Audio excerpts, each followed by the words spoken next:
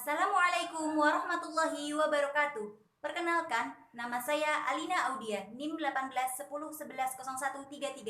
Saya dari kelas PAID akan menampilkan sebuah video pembelajaran untuk memenuhi tugas ulangan tengah semester mata kuliah materi dan pembelajaran fikih MTS MA.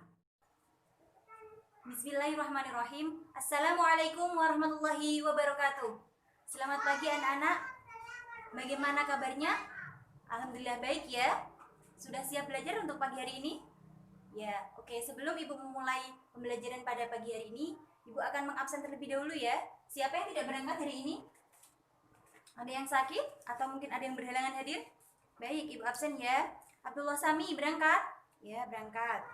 Abisaji Fitriani, Agnes Maulidia, Ahla Royhana, Ahmad Nizar Hilmi, Ahmad Solahuddin, Ana Maulida, Auli Atul, Ayu, Danang, Dita, Dwi, Eka, Fatima. Ya, gimana? Fatima tidak berangkat. Kenapa? Sakit. Ya, oke. Lanjut ya. Isna ini. Bagus. Dava. Malikul. Ya, oke. Sudah ya? Sudah diabsen semua atau ada yang belum Ibu panggil? Sudah, oke. Baik, sebelum Ibu memulai pembelajaran pada pagi hari ini, terlebih dahulu kita berdoa bersama-sama ya. Baca basmalah bersama-sama. Bismillahirrahmanirrahim. Ya. Oke, selanjutnya kita akan membahas materi tentang ketentuan puasa. Namun sebelum kita masuk pada materi inti pagi hari ini, terlebih dahulu Ibu mau mengulas materi minggu kemarin. Apakah kalian masih ingat atau tidak?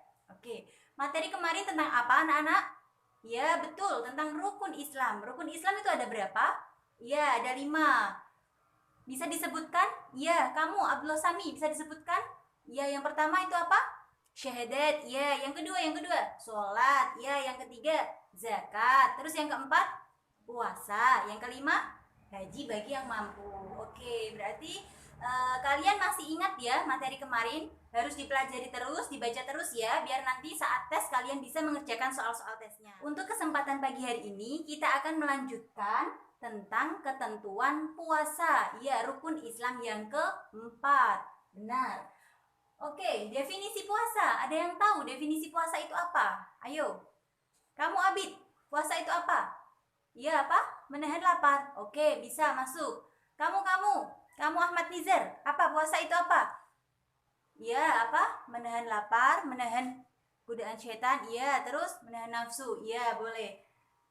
Definisi puasa itu ada 2, secara bahasa dan secara istilah. Secara bahasa, kata puasa itu berasal dari bahasa Arab, yaitu suyam atau saum, bentuk masdar dari kata soma, yasumu, sauman, wasuyaman, yang berarti menahan atau mencegah. Secara istilah, puasa adalah menahan diri dari segala sesuatu yang membatalkan puasa, mulai terbitnya fajar hingga terbenamnya matahari dengan niat, syarat, dan rukun tertentu. Oke, selanjutnya itu macam-macam puasa. Puasa dibagi menjadi 4 macam, yaitu puasa wajib, puasa sunnah, puasa makruh, dan puasa haram. Yang pertama, puasa wajib. Puasa wajib adalah puasa yang apabila kita melakukannya, kita akan mendapatkan pahala. Apabila kita tidak melakukannya, maka kita akan mendapatkan dosa. Contohnya apa, yuk? Ya, yuk yang pertama apa? Iya. Ya, kamu Malikul apa? Ya, betul, puasa Ramadan. Yang kedua? Ayo Ana, apa? Puasa nazar. Ya, yang ketiga? Puasa kafaroh. Yang kedua yaitu puasa sunnah. Puasa sunnah yaitu apabila kita melaksanakannya, kita akan memperoleh pahala. Apabila kita tidak melaksanakannya, tidak apa-apa, tidak mendapat dosa. Contohnya, puasa Senin Kamis, puasa 6 hari pada bulan Syawal, puasa Daud, puasa Muharram, dan banyak lagi ya contohnya. Terus, yang ketiga puasa makruh. Puasa makruh adalah puasa yang lebih baik ditinggalkan.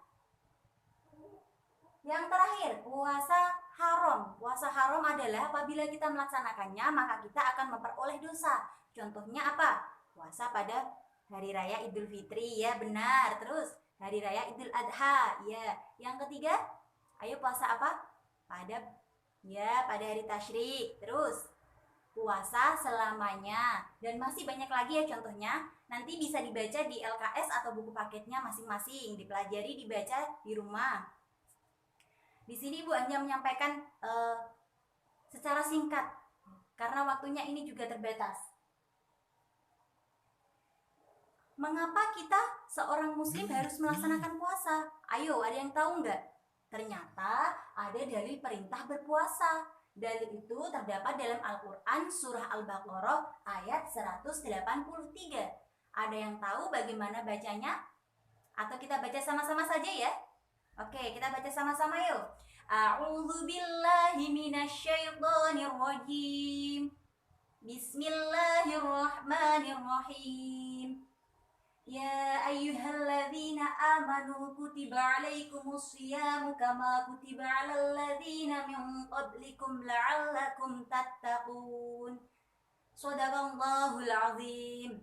Yuk, yang artinya, ada yang bisa menyebutkan artinya? Ayo, ada enggak? Membacakan artinya saja udah, gak usah dihafal, disebutin aja. Itu dibuka LKS-nya ya. Disimak ya, makanya jangan bicara terus. Oke. Artinya yaitu, ayo kita baca sama-sama. Hai orang-orang yang beriman, diwajibkan atas kamu berpuasa sebagaimana diwajibkan atas orang-orang sebelum kamu supaya kamu bertakwa. Oke. Habis ini nanti boleh dihafal ya Al-Quran surat Al-Baqarah ayat 183 ini dalilnya, ayat sama terjemahnya ya, supaya nanti kalau ada tes atau UTS, UAS kalian bisa mengerjakan soalnya. Juga kan kita mendapat pahala, kita mau membaca Al-Quran, mau menghafalnya. Oke. Selanjutnya yaitu syarat-syarat berpuasa. Syarat berpuasa itu ada dua, syarat wajib dan syarat sah. Ya, masuk ke syarat wajib. Syarat wajib yang pertama itu apa? Islam. Ya, benar. Orang Islam wajib melaksanakan puasa. Karena apa? Puasa termasuk dalam rukun Islam. Yang kedua, balik. Balik itu sudah mencukupi umur. Yang ketiga, berakal sehat, tidak sedang gila. Oke. Yang keempat, mampu. Kita mampu untuk melaksanakan puasa. Yang kelima, suci dari haid dan nifas. Ini biasanya dikhususkan pada perempuan-perempuan ya, yang sudah menstruasi sama ibu-ibu yang sudah melahirkan. Biasanya kalau lagi haid atau nifas itu tidak diwajibkan untuk berpuasa. Karena apa? Karena sedang mengeluarkan darah kotor. Ya. Yang keenam, yaitu menetap atau mukim. Yang selanjutnya yaitu syarat sah berpuasa. Yang pertama Islam. Yang kedua mumayyiz, atau bisa membedakan mana yang baik dan mana yang buruk, mana yang benar, mana yang salah. Ya. Yang ketiga suci dari haid dan nifas. Yang keempat berpuasa bukan pada hari-hari yang diharamkan. Tadi masih ingat ya? Hari-hari yang diharamkan ya. Nanti dibaca lagi, diingat-ingat ya. Lanjut ya. Rukun berpuasa itu ada dua.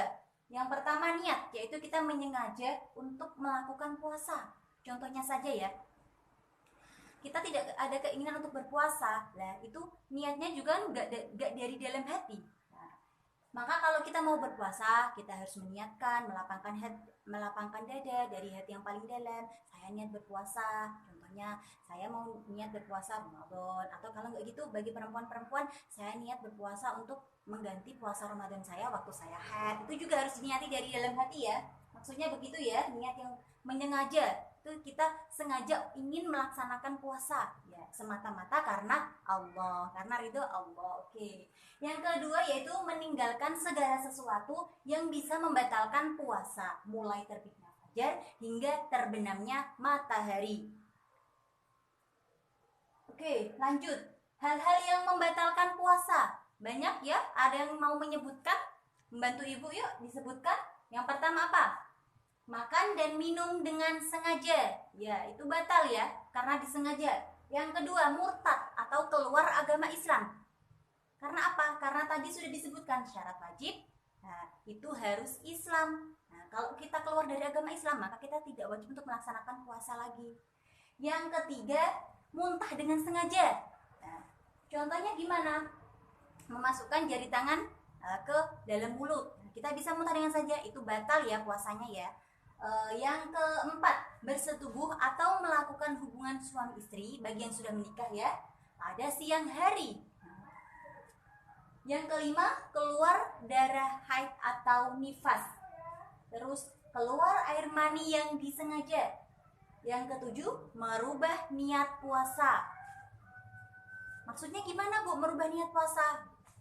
Gitu kan? Pada yang tanya gitu kan? Iya, iya kan? Nah, maksudnya itu begini, tadi kan sudah Ibu jelaskan ya. Kalau niat itu harus dari dalam hati, ya.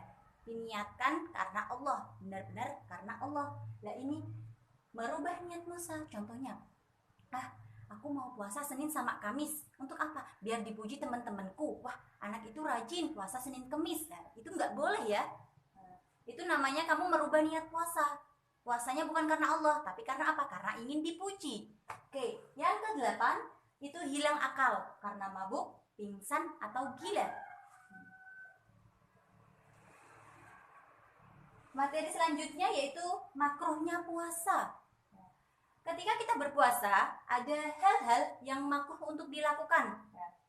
Meskipun tidak sampai membatalkan puasa ya, makruh itu kan tidak sampai membatalkan puasa, tapi kalau bisa kita menghindari itu ya.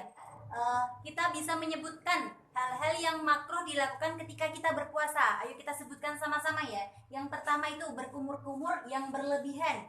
Ya itu nggak boleh. Takutnya nanti apa? Airnya ketelen. Jadi batal ya puasanya nanti. Yang kedua, menyikat gigi atau bersiwak setelah tergelincirnya matahari. Yang ketiga, mencicipi makanan walaupun tidak sampai tertelan. Itu jangan ya, karena apa? Ya takutnya nanti kita nggak sengaja malah tertelan. Jadi kan percuma kita puasa gitu. Yang keempat, memperbanyak tidur ketika puasa. Iya benar, memang tidur saat berpuasa itu lebih baik, ya kan? Tapi kalau tidurnya sepanjang hari juga tidak boleh. Lebih baik kita melakukan amalan-amalan saat berpuasa. Contohnya apa? Kita bertadarus, ya kan? Atau kita melakukan hal positif lain yang lebih bermanfaat. Boleh tidur tapi nggak boleh berlebihan ya. Yang terakhir yaitu berbekam atau disuntik. Itu tidak boleh ya kalau saat puasa. Kalau mau suntik itu nanti kalau sudah buka puasanya. Oke, saya rasa materi pertemuan kali ini Ibu cukup ya. Ibu cukupkan ya. Atau ada yang belum dipahami, yang bagian mana boleh ditanyakan. Atau masih ada yang kurang jelas, boleh ditanyakan ya. Sebelum nanti Ibu tutup dan Ibu pastinya kasih tugas. Supaya apa? Supaya kalian di rumah mau belajar, mau membaca bukunya ya. Gak ada yang ditanyakan ya? Sudah jelas semua ya apa yang Ibu jelaskan tadi? Ya, alhamdulillah. Oke, diingat ya. Tugasnya itu nanti Ibu tambahin 1. Ini tadi Ibu sebutkan 2 ya. Tugas yang pertama itu sebutkan hal-hal yang membolehkan kita untuk tidak berpuasa. Ya, itu dicatat, dirangkum yang rapi ya. Terus yang kedua, sebutkan macam-macam hikmah puasa. Yang ketiga tadi, yang pada macam-macam puasa, yang puasa makruh kan Ibu belum menyebutkan contohnya. Ya, nanti anak-anak bisa menyebutkan contoh dari puasa makruh. Ya. Dicatat yang rapi, nanti minggu depan Ibu tagih ya tugasnya ya, harus dikerjakan semua. Ini untuk tambahan nilai harian kalian. Oke? Ada yang mau ditanyakan lagi atau gimana? Gak ada? Atau bagaimana? Ada yang belum paham bagian mana? Alhamdulillah sudah ya. Baik, Ibu lanjut ya. Tadi sudah jelas apa tugasnya, kalian semua sudah paham, ya kan? Jangan lupa bukunya dibaca-baca lagi. Untuk pertemuan minggu depan, kita akan membahas tentang tadi macam-macam puasa lebih rinci lagi ya. Ada pengertiannya, dikasih pengertian lagi ya. Makanya Ibu kasih tugas itu, nanti minggu depan kita bahas. Kalau nanti minggu depan waktunya masih cukup, kita lanjut ke bab iktikaf. Seperti itu ya anak-anak ya. Paham semua ya? Baik. Sebelum Ibu akhiri, mari kita membaca doa terlebih dahulu. Baca hamdalah bersama-sama ya. Alhamdulillahirobbilalamin. Semoga apa yang kita pelajari pada pagi hari ini bisa bermanfaat untuk kita semua. Ilmu yang kita dapatkan bisa berguna. Sebelumnya Ibu mohon maaf apabila tadi ada kata-kata yang kurang berkenan atau salah kata, dimaafkan ya. Ya, alhamdulillah. Baik, Ibu tutup. Kurang lebihnya mohon maaf. Wabillahi taufiq wal hidayah. Wassalamualaikum warahmatullahi wabarakatuh.